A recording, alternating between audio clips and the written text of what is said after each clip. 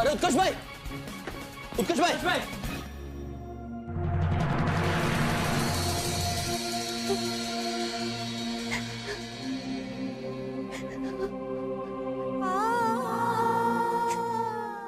કિંજલ, તું રડ નહીં, પ્લીઝ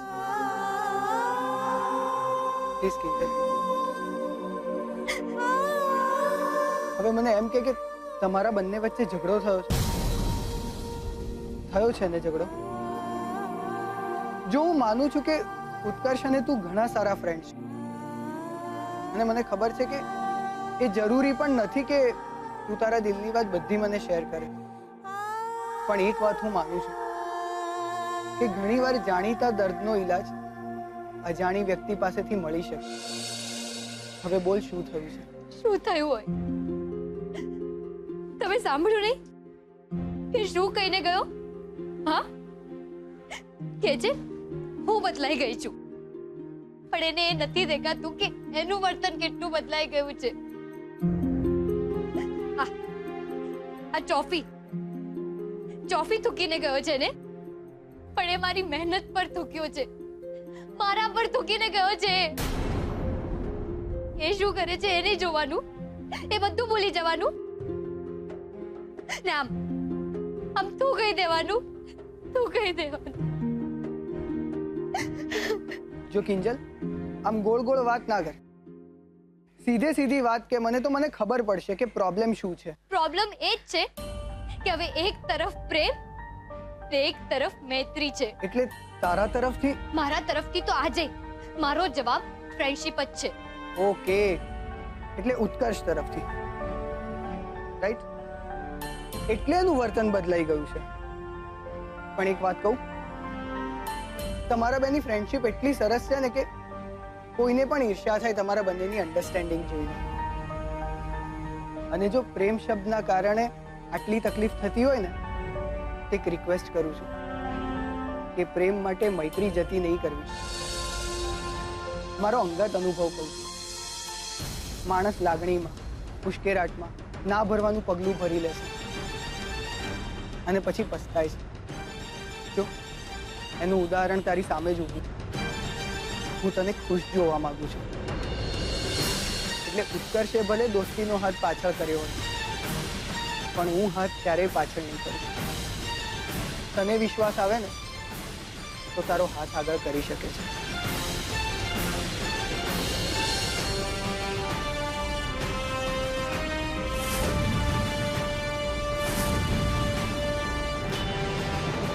ઉત્કર્ષ, આવો આવો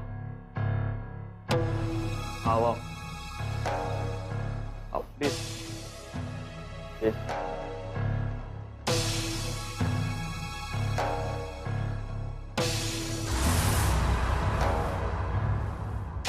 જોઈ લીધું ઉત્કર્ષ, તે તારી સગી આપતો હતી. હવે ઓપ્શન નક્કી કરવાનો ટાઈમ આવી ગયો છે. બોલ, પહેલો, બીજો કે પછી ત્રીજો? 3 ઓપ્શન્સ હવે ઉત્કર્ષ પાસે રહ્યા છે જ ક્યાં રાહુલ? ને ઉત્કર્ષ કેમ પેચઅપ કરે? હો, અરે કિંજલ જેવી છોકરીઓ પોતાનું કામ કઢાવવા માટે ઉત્કર્ષ જેવા છોકરાની ફિલિંગ સાથે રમતી હોય છે ને પછી ગરજ સરી કે વૈદ વેરી. એમ કેમ વેરી? હા, અરે મારો દોસ્ત શેર છે, શેર. આમ કઈ ડરપોક સસલું નહીં કે ચૂપચાપ બેસીને બધું સહન કરે. અરે આમ ત્રાડ પાડીને થૂકીને આવ્યો છે કિંજલ ના મોડે, અને સંભળાવી દીધું. ટોફી ને કિંજલ બંને બદલાઈ ગયા છે. માની ગયો હા બોસ, તું જવાબ આપ્યો છે. હજુ તો જવાબ આપવાની શરૂઆત થઈ છે લાલા. કિંજલને પણ ખબર પડવી જોઈએ ને કે બીજા હશે, પણ આ ઉત્કર્ષ બેવકૂફ નથી. બોલ ઉત્કર્ષ, શું નક્કી કર્યું છે તે? અરે ઉત્કર્ષ, કિંજલે તને ઉલ્લુ બનાવ્યો છે. તારી ફિલિંગ્સ ની મજાક ઉડાડી છે.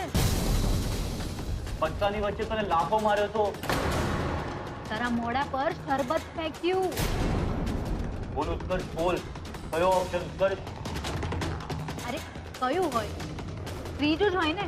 બોલ ઉત્કર્ષ, ત્રીજું જ ઓપ્શન છે ને? યસ, ત્રીજું ઓપ્શન ઉત્કર્ષ. કરી નાખ બરબાદ કિંજલને ઉત્કર્ષ, કરી નાખ બરબાદ. મારા મનમાં જે પણ કાંઈ ચાલતું હોય ને બધું શેર કરી દે, બધું બહાર કાઢ ઉત્કર્ષ. બહુ ઉત્કર્ષ ચૂકી નાખ ઉત્કર્ષ, ચૂકી નાખ.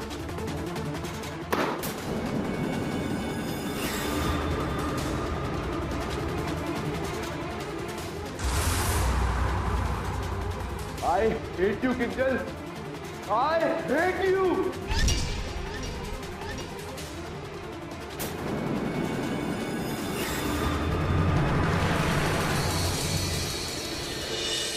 ના, હું આવું નહીં થવા દઉં, ક્યારેય નહીં થવા દઉં.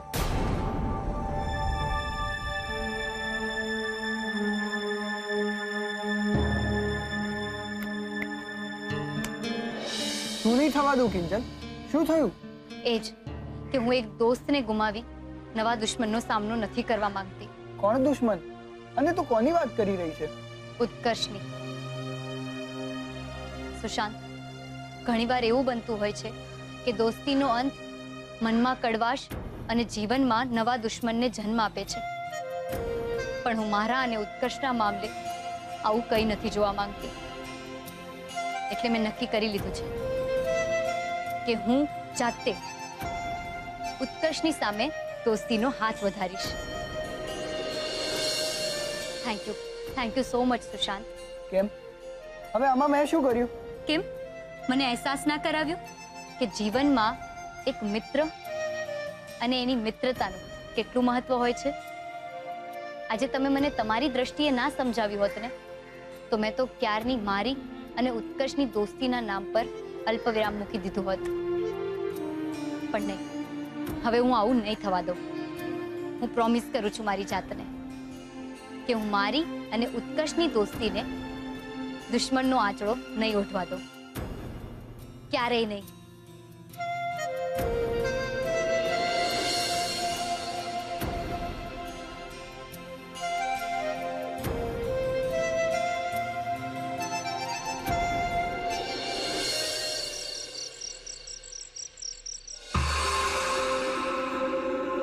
જો છોડ્યું, હું આ બધી વાત કિંજલની સામે નથી કરવા માંગતી.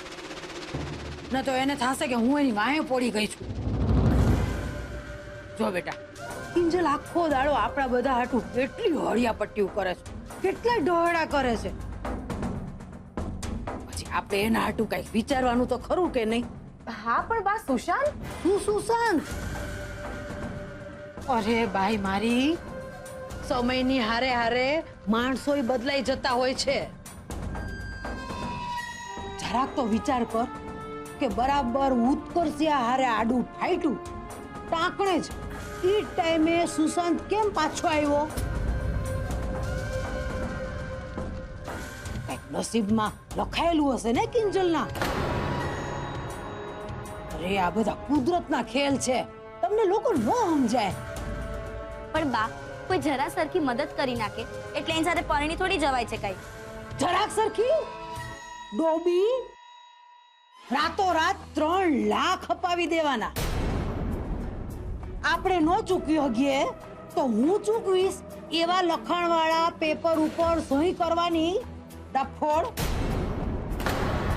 આજના જમાનામાં કોઈ આવી જવાબદારી લે ખરું? તો નહોતી કરવી સહી. આપણે થોડું આમંત્રણ આપ્યું હતું કે આવો સહી કરો. તું ચૂપ રહીશ બટાકી? ડબાડબ મંડી છે. મોટા વાત કરી રહ્યા છે ને, હું સેજલાને વાત કરું છું. તું ચૂપ રહે ને. તેગલી, તું મોટી બેન છું, તારી કઈ ફરજ ખરી કે નહીં? કે પછી પૈણું કરતું પૈણીએ જાઈશ અને પછી પૈતું વાહેવાળાનું જે થાવું હોય થાય, બાળમાં જાય. હા, એમ જ ને? બા કેવી વાત કરો છો? મારા અને રૂપેશના લગ્ન કિંજલના કારણે તો ફિક્સ થયા છે. તો ઈ ઉપકારનો બદલો ચૂકવી દે ને મારી માં. જો બેટા, એકવાર તક અને ઉંમર હાથમાંથી આમ જાય ને એટલે હંમેશ માટે જાય, સમજી લેવાનું. અરે તું જ વિચાર કર, એકવાર માણાની હગાઈ તૂટે પછી કોઈને આવી રીતે મદદરૂપ થાય ન થાય ને? અરે ઉપરવાળાનો ઈશારો સમજો તમે લોકો. અરે નસીબ છે ના, તમે લોકો સમજો અને ઓલી કિંજલડીને સમજાવો બાપા. હું તો થાકી એને સમજાવીને.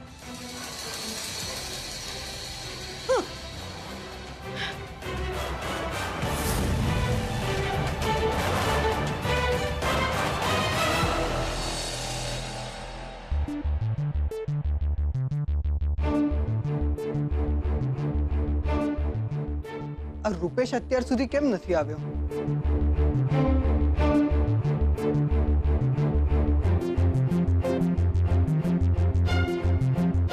ફોન રહેવા દે ભાઈ, હું આવી ગયો છું. બોલ, શું કામ હતું? આપણે 2 મિનિટ શાંતિથી વાત કરી શકીએ? જો સુશાંત, ફ્રેન્કલી કહું ને તો મને તારી સાથે વાત કરવામાં જરાય રસ નથી, એટલે સીધો મુદ્દા પર આવીશ તો સારું રહેશે. ઓકે, તો મારે એ જાણવું છે કે કિંજલ અને ઉત્કર્ષ વચ્ચે એક્ઝેક્ટલી શું થયું છે? કેમ, બળતામાં પેટ્રોલ નાખવું છે તારે? હા ના, તું કરવા શું માંગે છે કહેતો? અચાનકથી યુએસ થી પાછા આવી જવું, 3 લાખની લોન અપાવવામાં મદદ કરવી, ભાઈ તારો પ્લાન શું છે? રૂપેશ, હું માનું છું કે હું તને નથી ગમતો અને સગાઈ તૂટ્યા પછી અહીંયા હું કોઈને નથી ગમતો, પણ હું એક વાત પૂછવા માંગુ છું કે તે જિંદગીમાં ક્યારેક ખોટો નિર્ણય નથી લીધો? જો ભાઈ, મારી વાત રહેવા દે, અને એક વાત કે મને કે ઉત્કર્ષ અને કિંજલના મામલામાં શું કામ પડવું છે તારે? કારણ કે કિંજલ અને ઉત્કર્ષની સારામાં સારી ફ્રેન્ડશિપ છે અને હવે એ દુશ્મનાવટમાં બદલાઈ રહી છે. એવું કંઈ જ નહીં થાય. એવું કંઈ નહીં થાય નહીં, એવું થઈ રહ્યું છે. કારણ કે આજે ઉત્કર્ષ ટી સ્ટોલ પર આવ્યો હતો અને એને ચોફી પીધી અને થૂકી નાખી અને કિંજલને કીધું કે તું બદલાઈ ચૂકી છે. શું ઉત્કર્ષ ટી સ્ટોલે આવે? હા,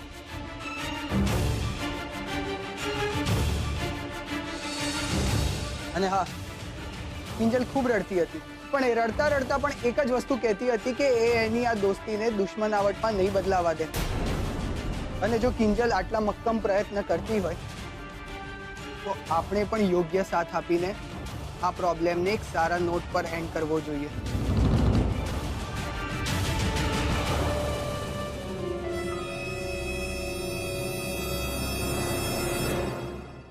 પણ આપણે કરીશું શું? મારી પાસે એક પ્લાન છે, જો તું મારો વિશ્વાસ કરે તો. શું? તું આવ મારી સાથે.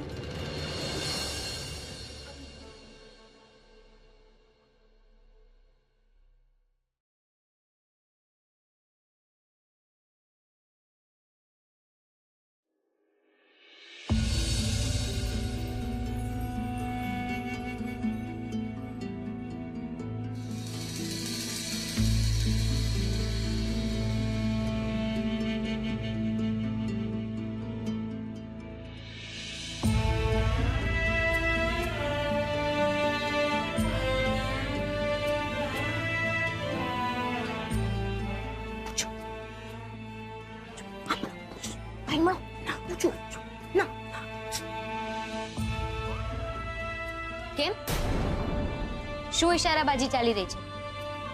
કઈ પૂછવું છે કે પછી કઈ જણાવવું છે? હા કિંજલ, બા એમ પૂછતા હતા ને અમે પણ જાણવા માંગતા હતા કે તે સુશાંત વિશે આગળ કઈ વિચાર્યું? અચ્છા, હવે સમજી કે બા આટલો આમ ઉપર સુવાડવા માટે આગ્રહ કેમ કરી રહ્યા હતા. પોતે તો પૂછી પૂછીને થાકી ગયા, એટલે હવે તમને બંનેને આગળ કરી દીધા, બરાબર ને? મારે જવાબ નથી આપવો. અરે અરે અરે કિંજલ, બાને નહીં પણ અમને તો કે એટલીસ્ટ.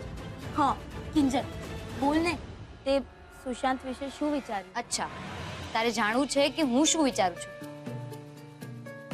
ઓકે, તો એક કામ કર, આંખ બંધ કર અને વિચાર કર કે જો તું કિંજલ છે તો તું શું કરે.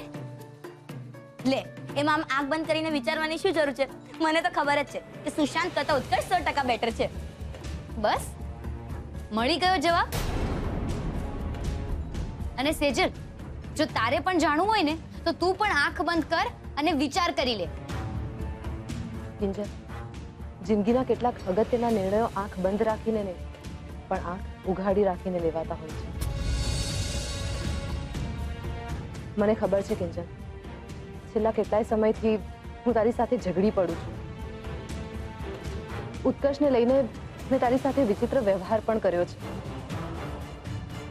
પણ આજે મોટી બેન તરીકે હું તને સિરિયસલી પૂછવા માંગુ છું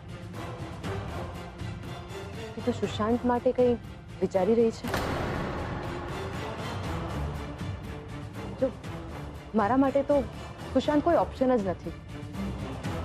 તો પછી આ વાતની ચર્ચા કરવાનો મતલબ જ શું છે? મતલબ એક જ છે, જો હું તારી જગ્યાએ હોત ને તો ઉત્કર્ષની સાથેનો ઝઘડો અને મતભેદ બધું જ દૂર કરવાનો સામેથી પ્રયત્ન કરે અને એની સાથે દોસ્તીની નવેસરથી શરૂઆત કરે. તો શું કહે, હું વાત કરું એને? Good night. હા, ગુડ નાઇટ. Good night.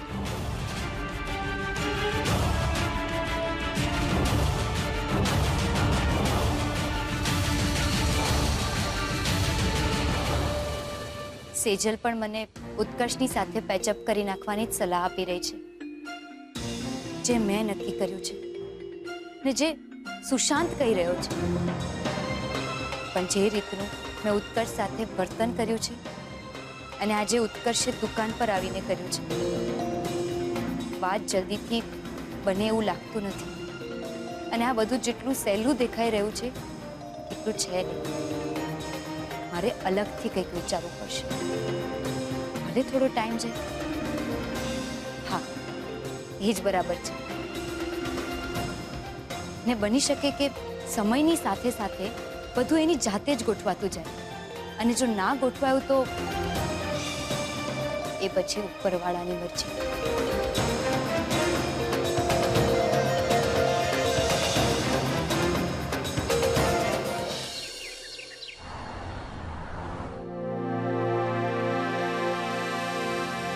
પપ્પાજી, અરે સેજલ બેટા, તું કેમ અહીંયા આવી? મેં તને કહ્યું તું ને ઘરે રહેવાનું. અહીંયા આવવાની તારે જરૂર જ નથી. પણ પપ્પાજી, ઇન્કમ ટેક્સ વાળી મેટર તો સોલ્વ થઈ ગઈ છે ને, પછી શું પ્રોબ્લેમ છે? એ જ પ્રોબ્લેમ છે કે બેટા, એ પ્રોબ્લેમ અડધો સોલ્વ થયો છે. અને એકવાર આ ટેક્સનું ચક્કર શરૂ થાય ને, આગલું પાછલું બધું જ કાઢતા હોય છે. અને એમાં તે ભૂલથી એકવાર સીએ તરીકેની સાઇન કરી છે, જે કાયદાની દ્રષ્ટિએ ગુનો છે બેટા. એટલે હું નથી ઈચ્છતો કે એ કારણને લીધે એ લોકો તને હંમેશને માટે બેન કરી દે. પણ પપ્પાજી, મને તો તમે જ સાઇન કરવા માટે કહ્યું હતું ને? બસ તો પછી આજે પણ જેમ હું કહું છું ને એમ જ છે. સિજલ બેટા, તું જાણતી નથી આ લોકો બહુ લાલચુ હોય છે. ગમે ત્યારે ગમે તેવી ડિમાન્ડ કરે છે. ક્યારેક કેશની ડિમાન્ડ કરે તો ક્યારેક નહીં, એટલે ડિનર કે પછી ક્વોલિટી ટાઈમ. સમજે છે ને તું? Quality time. બેટા, તું મારા ઘરની આબરૂ છે, એટલે મારી ફરજ છે કે આ બધી વાતમાંથી મારે તને બચાવવી. પણ પપ્પાજી, આવું કઈ રીતે બની શકે છે? માસુદ સંઘવી પાસે બધી વાતનો તોડ છે બેટા. એમાં જ્યારે એના ઘરની વાત હોય ત્યારે તો સારું.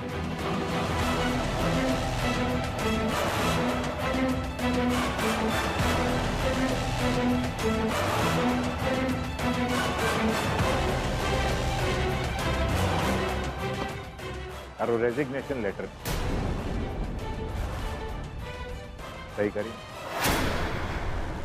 એટલું હું કહી શકું કે સેજલ ભટ્ટે પોતાની ભૂલ કબૂલ કરી છે અને હવે એને નોકરી પણ છોડી દીધી છે. પપ્પાજી આનાથી શું ફરક પડશે? અરે બેટા, જ્યારે તું આ ઓફિસમાં કામ જ નહીં કરતી હોય પછી એ લોકો તને પકડીને શું પૂછવાના?